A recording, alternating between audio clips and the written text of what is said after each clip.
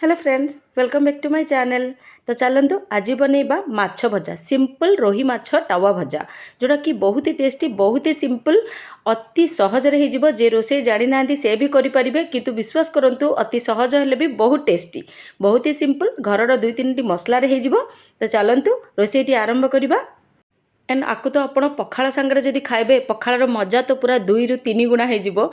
बहुत ही टेस्टी, बहुत ही सिंपल। देखो ये गोटे बेसन रे मु आधा किलो माछ नहीं जाइए बा 700 ग्राम माछ हम। ये मुझे कौन करी मुंड और लांज गुड़ा को अलग करदेवी। आपड़ जदि मुंड लांज खाइबा पसंद करते ताले ऐड करेंगे। मुझे खाली पीस गुड़ा को नहीं से मु आधा चामच हलदी गुंड और टिके लंका गुंड, राग लंका गुंड नहीं और टिके कश्मीरी लंका गुंड नहीं, सब गुड़ाक मुझे हाफ चामच नहीं।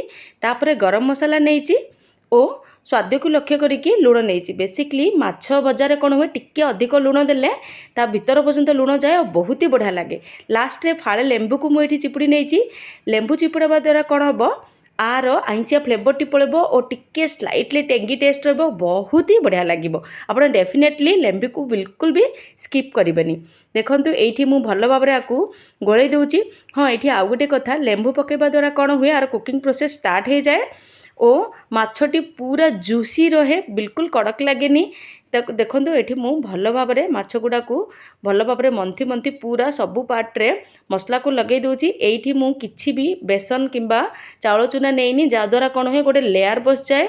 आज मु सिंपल मसलार नहीं, जहाद्वारा कौन हम किसी लेयर बसबनी, खाली मसलार टेस्ट आसो और प्योर माछर टेस्ट आसो, बहुत ही बढ़िया लगे। आप डेफिनेटली ये रेसिपीटी को ट्राए करेंगे और पखाड़ सांगे एंजॉय करेंगे।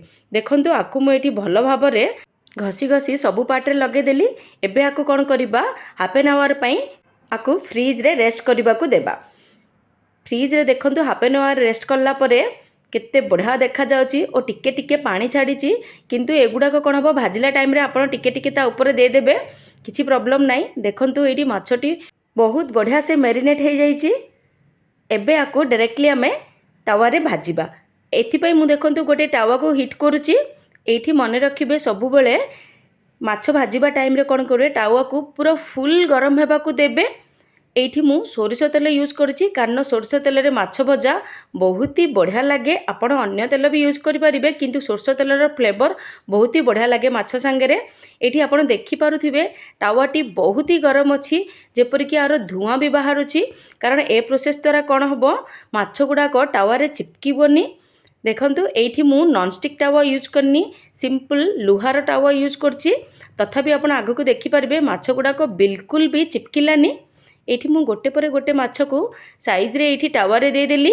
ये फ्लेम मु लो टू मीडियम रखी, कारण जदि आपर भी आप हाई फ्लेम देवे कौन हम माछर तल लेयरटी हो भीतर पर्यंत सीझबनी।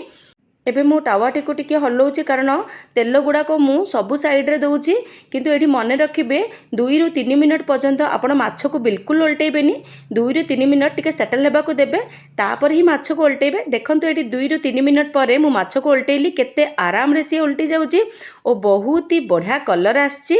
आपण देखि पारथिबे किछि भी एक्स्ट्रा मसला नाही और आकु खाइला परे आपण हेवी भी फील करिवेनी, कारण एथिरे किछि भी एक्स्ट्रा मसला नाही। सिंपल 2-3टी मसला अछि, किंतु टेस्ट आरो बहुत ही बढ़िया अच्छी। देखो मु गोटे पर गोटे माछ को आराम रे उल्टे चलली। तापर आको कौन करवा, आउ थे टिके लो रु मीडियम फ्लेम रे आउ 2 मिनट एपट साइड भी कुक हेबा को देबा। 2-3 मिनट पर देखंतु आकु जतला आपण टावा एमिति करिवे बा हल्लेबे, आराम रे ये हल्ली जाउची। एई स्टेज पर्यंत ही आपण भाजिबे, कारण जदि अधिक आकु भाजिबे तो माछ जूसी लागिबोनी, टिके हार्ड लागिबो। देखंतु केते बढ़िया होइछि, केते बढ़िया भी देखा जाउछि। आपण आको डाली भात सांगरे खांतु बा पखाळ सांगरे तो बहुत ही बढ़िया लागिबो, बहुत ही बढ़िया कॉम्बिनेशन पखाळ सांगरे बा एमिति भी आपण खाई परिबे। मु तो एमिति रे 2-3 पीस खाई जाए, बहुत ही बढ़िया होइछि। आशा करछि रेसिपीटी आपको बहुत ही भल लागिथिबो। जदि भल लागिस तो लाइक गोटे निश्चय करिवे। चैनल रे नुआ थिले सब्सक्राइब करबा को बिल्कुल भूलिबेनी। देखंतु केते बढ़िया कलर आछि, मु एथिरे किछि भी कलर भी यूज कर नथली, ओनली कश्मीरी मिर्ची रो कलर अछि। तो रहुछि, पुनी देखाबा नुआ वीडियो रे। बाय।